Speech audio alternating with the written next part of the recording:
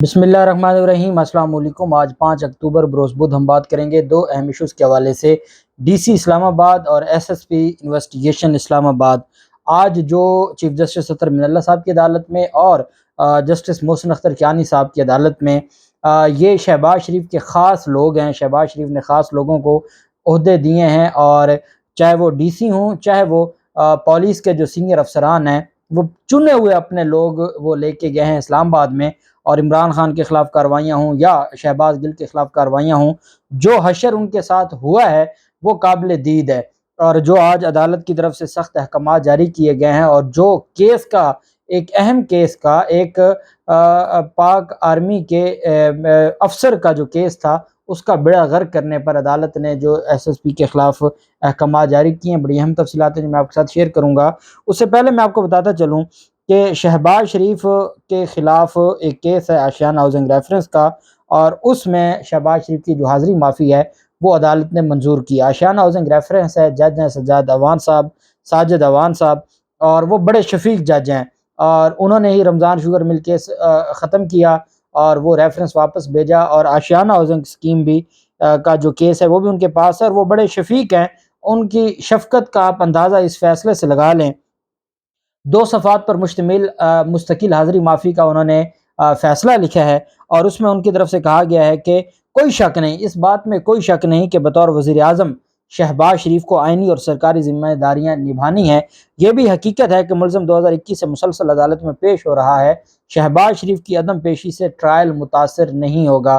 مجھے ایسے لگ رہا تھا جب میں یہ فیصلہ پڑھ رہا تھا کہ یہ آنریبل جج صاحب کا فیصلہ نہیں ہے، بلکہ وکیل کی لکھی درخواست ہے۔ جو وکیل مانگتا ہے یا جو وکیل اپنے کلائنٹ کے بارے میں لکھتا ہے، وہی آنریبل جو عدالت ہے اس نے اپنے فیصلے میں لکھا۔ مزید لکھا کہ شہباز شریف نے اپنی جگہ پر ایک بڑا احسان عظیم کیا ہے، ایک نمائندہ مقرر کر دیا ہے۔ محمد انور حسین ایڈوکیٹ شہباز شریف کے نمائندے کے طور پر ہر پیشی پر پیش ہوں گے۔ شہباز شریف کی مستقل حاضری معافی کی درخواست منظور کی جاتی ہے، لیکن جب عدالت بلائے گی تب شہباز شریف پیش ہوں گے، اور لیکن ایسا ہوگا نہیں، ضرورت نہیں ہے بلانے کی، لیکن یہ ہے کہ اگر کبھی عدالت بلائے گی تو شہباز شریف پیش ہوں گے۔ یہ شہباز شریف کے حوالے سے فیصلہ آیا ہے، اور یہ اس وجہ سے اہم فیصلہ ہے کہ دھڑا دھڑ ریلیف ملتے جا رہے ہیں، اور ہماری جو آنریبل سپریم کورٹ ہے وہ ابھی تک سماعت کر رہی ہے، اور ادھر ملزمان کو دھڑا دھڑ ہر کیس میں ریلیف ملتے جا رہے ہیں، اور ججز ان کے حق میں فیصلے ایسے لکھ رہے ہیں جیسے وکیل کی درخواست ہوتی ہے۔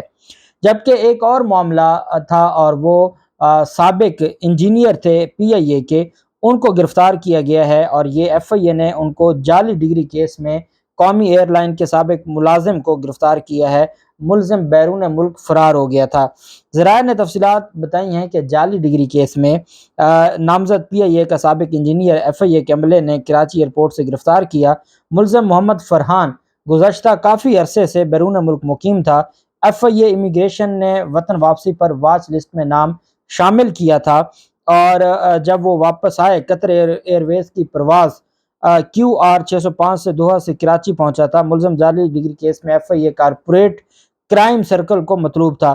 ایف آئی اے ذرائع کا کہنا ہے کہ ملزم کے خلاف پریونشن آف کرپشن ایکٹ کے تحت مقدمہ درج ہے۔ ملزم سے مزید تفتیش کی جا رہی ہے، اور ہم اس کیس کو منطقی انجام تک پہنچائیں گے۔ اگست میں F I A corporate crime circle Karachi نے کارروائی کرتے ہوئے جعلی ڈگری میں ملوث پی آئی اے کے 3 ملازمین کو پہلے گرفتار کیا تھا، اور اس میں زاہد منظور بھی تھا، منظور حسین بھی تھا، وحید جمالی، اور پی آئی اے میں بطور ٹیکنیشینز اور انجینئر و ہیلپر یہ ملازمت حاصل کی تھی لوگوں نے، اور ان کو گرفتار کیا گیا تھا، اور یہ جعلی ڈگریوں پر سارے کے سارے لوگ تھے۔ بالکل اسی طرح یہ جو سابق انجینئر کو گرفتار کیا گیا، یہ بھی جعلی ڈگری پر سابق انجینئر بنا بیٹھا تھا، لیکن الٹیمیٹلی گرفتار ہوا ہے، اور اب اس گرفتاری کے بعد ایف آئی اے ان کے خلاف کیا کارروائی کرتا ہے اس کی جو تفصیل ہوگی ہم آپ کو بتاتے رہیں گے۔ جاوید لطیف کے خلاف ایک مقدمہ درج ہوا تھا انسداد دہشت گردی عدالت انسداد دہشت گردی دفعات کے تحت، اور میں نے آپ کو بتایا تھا کہ ان کے خلاف جو دفعات لگائی گئی ہیں وہ دہشت گردی کی نہیں ہیں۔ دہشت گردی سے مراد یہ ہے کہ جو دہشت گردی کی ڈیفینیشن ہے وہ اس میں نہیں آتی، بلکہ وہ ہیں نفرت پھیلانے، اور جو مذہبی منافرت پھیلانے، انتہا پسندی اور فرقہ واریت کی تھیں۔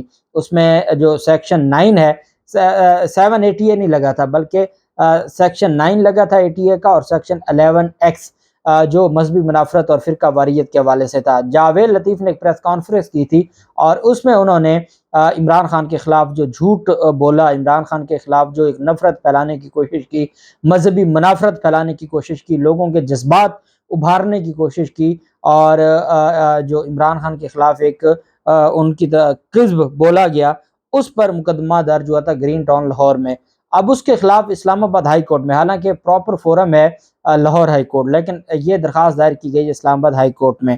اب اسلام آباد ہائی کورٹ جب عمران ریاض خان کا معاملہ تھا اور ان کے خلاف جو گرفتاری تھی، آپ جانتے ہیں کہ وہ ٹول پلازا پہ تھی، تو اسلام آباد ٹول پلازا پر سے گرفتار کیا گیا تھا، اور اس پر ہماری آنریبل کورٹ نے یہ کہا تھا کہ چونکہ وہ ٹول پلازا سے جو پہلے وہ اسلام آباد کی حدود میں نہیں آتا، اس وجہ سے انہوں نے درخواست نہیں سنی تھی، اور پھر معاملہ بالآخر لاہور ہائی کورٹ میں گیا تھا۔ اب جاوید لطیف جو کہ وفاقی وزیر بھی ہیں، کیا ان کی باری بھی جو اسلام آباد ہائی کورٹ ہے وہ یہ فرمائے گی کہ جی یہ معاملہ تو کیونکہ لاہور کا ہے اور لاہور ہائی کورٹ کو یہ بات سننی چاہیے، لاہور ہائی کورٹ کی جو ریسٹرکشن ہے، دہشت گردی کا مقدمہ ہے، دو ہی عدالتیں جو ختم کر سکتی ہیں، یا دہشت گردی عدالت ختم کر سکتی ہے یا لاہور ہائی کورٹ ختم کر سکتی ہے۔ آپ اسلام آباد ہائی کورٹ کیا منہ اٹھانے آ گئے ہیں، منہ اٹھا کر آ گئے ہیں، لیکن دیکھنا یہ ہے کہ کیا عمران ریاض خان کی طرح جو ریسٹرکشن کا معاملہ اٹھایا جاتا ہے، کیونکہ یہ اسپیسیفکلی کویشمنٹ کی درخواست تھی، یہ کوئی ہراسمنٹ کی درخواست نہیں ہے کہ جی ہمیں ہمارے کراچی میں بھی مقدمات درج ہیں، بلوچستان میں بھی، پشاور میں بھی، مختلف جگہوں پر جو مقدمات درج ہیں، تو اس وجہ سے جو ان کے خلاف کارروائی کی جائے، ایسا نہیں ہے۔ پشاور میں بھی مقدمہ درج ہوا تھا، لیکن اسلام آباد ہائی کورٹ میں درخواست دائر نہیں کی جا سکتی۔ پشاور کا مقدمہ پشاور میں ختم ہوگا، لاہور کا مقدمہ لاہور میں ختم ہوگا، اور دیکھتے ہیں کہ اب جو دائرہ اختیار کا معاملہ ہے، اس کے اوپر جو ہماری اسلام آباد ہائی کورٹ ہے، کیا وہ ان کو اسپیشل ٹریٹ کرتی ہے یا آئین اور قانون کے مطابق فیصلہ کرتی ہے۔ جبکہ دوسری طرف جو بندش ہے، راستوں کی بندش ہے اس اسلام آباد میں، اس کے حوالے سے اسلام آباد ہائی کورٹ میں سماعت ہوئی، جسٹس محسن اختر کیانی صاحب نے سماعت کی، اور وفاقی دارالحکومت میں آپارا میلوڈی روڈ فوری کھولنے کا عدالت نے حکم دیا۔ ڈی سی عرفان نواز عدالت کے سامنے پیش ہوئے، وکیل درخواست گزار نے کہا کہ لال مسجد کے باہر بھی روڈ بند ہے۔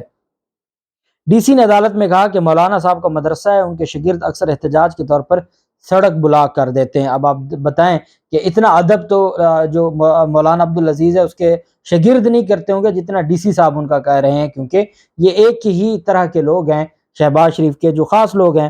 ڈی سی نے، اور شہباز شریف کے آنے کے بعد دوبارہ جو مولانا عبدالعزیز ہے اس نے جو لال مسجد پر دوبارہ قبضہ کیا ہے، ان کا قبضہ کافی عرصہ سے نہیں تھا۔ عدالت میں ڈی سی نے کہا جی کہ وہ مولانا صاحب کا مدرسہ ہے، ان کے شاگرد اکثر احتجاج کرتے ہیں، کس چیز کا احتجاج کرتے ہیں نہیں پتہ، لیکن احتجاج کرتے ہیں اور وہ اکثر سڑک بلاک کر دیتے ہیں۔ جسٹس محسن اختر کیانی صاحب نے ڈی سی اسلام آباد سے استفسار کیا تو آپ نے کیا کیا ہے، جس پر ڈی سی اسلام آباد نے جواب دیا کہ ہم ان سے مذاکرات کرتے ہیں، جس پر عدالت سخت برہم ہو گئی، ناراض ہو گئی، برس پڑی۔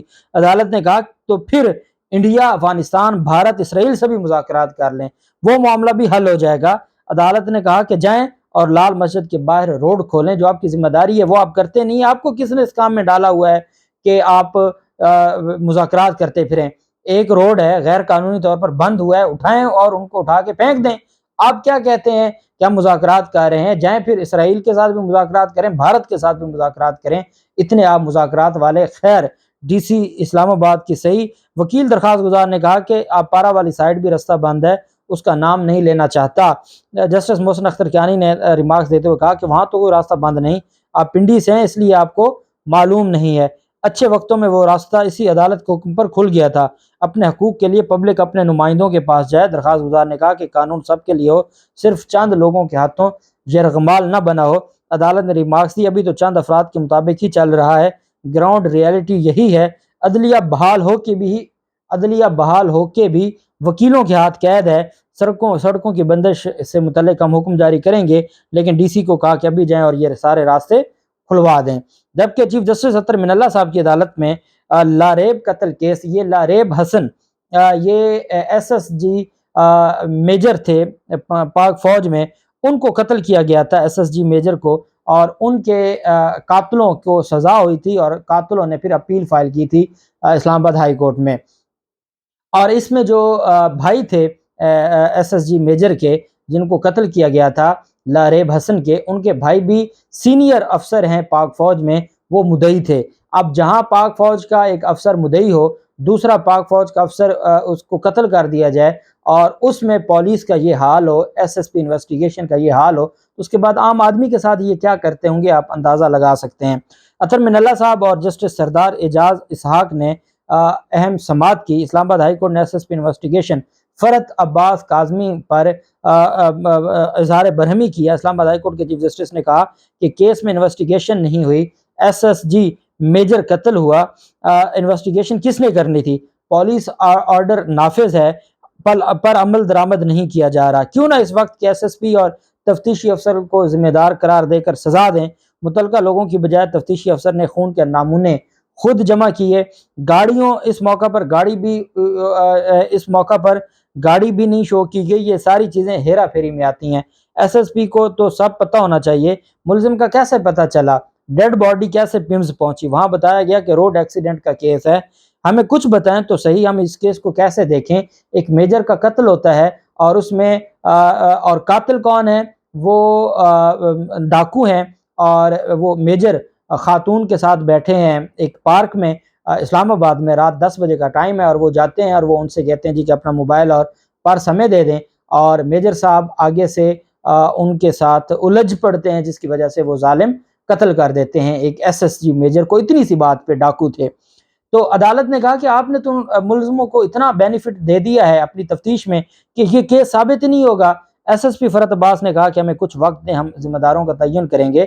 عدالت نے کہا کچھ شرم کریں، اس کو سزا ہوئی، سزا کے بعد اپیلیں، آج فیصلہ محفوظ ہو گیا، اب آپ کیا ذمہ داروں کا تعین کریں گے؟ تو انہوں نے کہا جی جنہوں نے تفتیش خراب کی ہم ان ذمہ داروں کا تعین کریں گے۔ عدالت نے کہا آپ ہمیں نام دیں، ایس ایس پی کا بھی نام دیں، اور تفتیشی افسر بھی اس مقدمے کا کون تھا اس کا بھی نام دیں، ہم اس کے خلاف کارروائی کریں گے۔ ایس ایس پی نے کہا کہ سنا ہے تفتیشی افسر ریٹائرڈ ہو گئے ہیں۔ اسلام آباد ہائی کورٹ نے کہا کہ سنی سنائی باتیں نہ کریں، ریٹائرڈ ہو گیا تو سزا تو اس کو ہوگی، اس کا بھی نام دیں، ایس ایس پی کا بھی نام دیں، اور ہم اپنا فیصلہ اس پر محفوظ، اپیلوں پر فیصلہ محفوظ ہے، ہم ساتھ ایس ایس پی اور ساتھ ہم تفتیشی افسر کے خلاف بھی فیصلہ دیں گے اور ان کو بھی سزا دیں گے۔ یہ اگر ہر کیس میں ایسا ہو جائے تو اس کے بعد ہمارے معاشرے میں جو پولیس گردی ہے یہ بھی ختم ہوگی، اور تفتیش کبھی ناقص تفتیش نہیں ہوگی۔ اللہ پاک پاکستان کا حامی و ناصر ہو۔ بہت شکریہ، اللہ حافظ، پاکستان زندہ باد۔